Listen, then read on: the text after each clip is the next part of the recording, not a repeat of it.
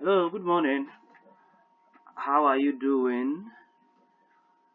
Today is our lecture 12, and we want to just um, have an overview of the Labor Act we discussed in our last lecture, 2003 Act 651.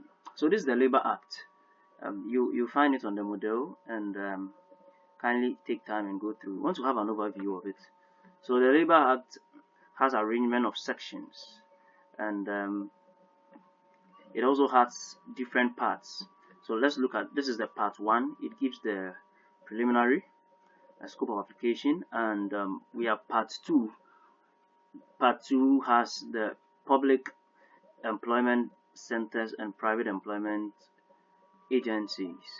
So this is what it comprises of.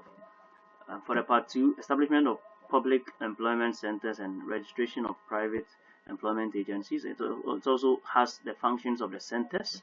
It has the registration of unemployed persons, and also it has employment through centers or agencies, and employment data, private employment agencies. More interestingly, the part three, we've discussed a bit of it in our last past lecture. You remember we talked about the rights of employers, so I would entreat you to have time and go through into more detail. According to the Labor Act, what are the rights of an employer, duties of employers, rights of a worker, duties of workers. It also has contract of employment, written statement of particulars of contract of employment. It also has the prohibition of restrictive conditions of employment, grounds for termination of employment.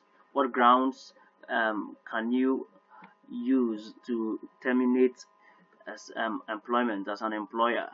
It also has types of contracts of employment.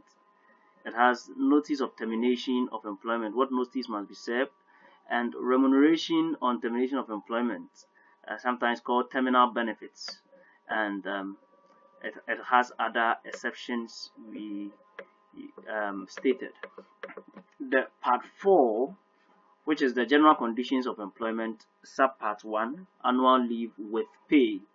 Annual leave with pay. So it has the leave entitlement, continuous service, interruption of work by public holidays, sickness of a worker, which we talked about, that if these interruptions come through, it doesn't deny the worker of the leave is entitled to.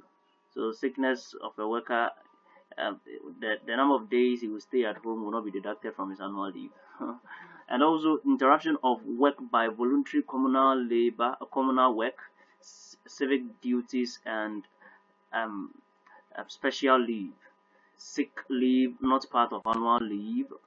Um, Also leave to be uninterrupted, and employer to bear cost of leave interruption. So the leave interruption, the employee is not supposed to bear the cost.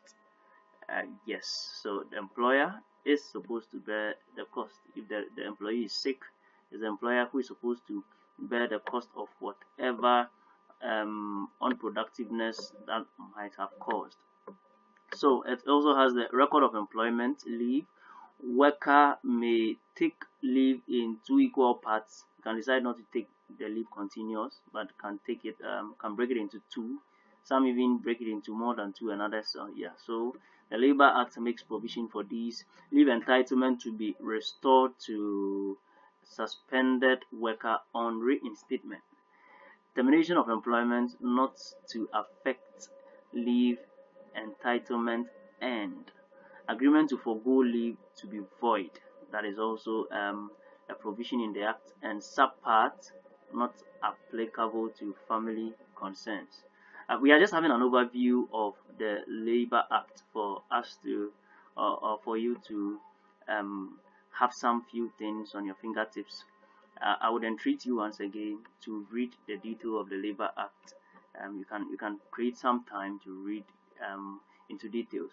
I would want to continue from the next video. Thank you for your attention.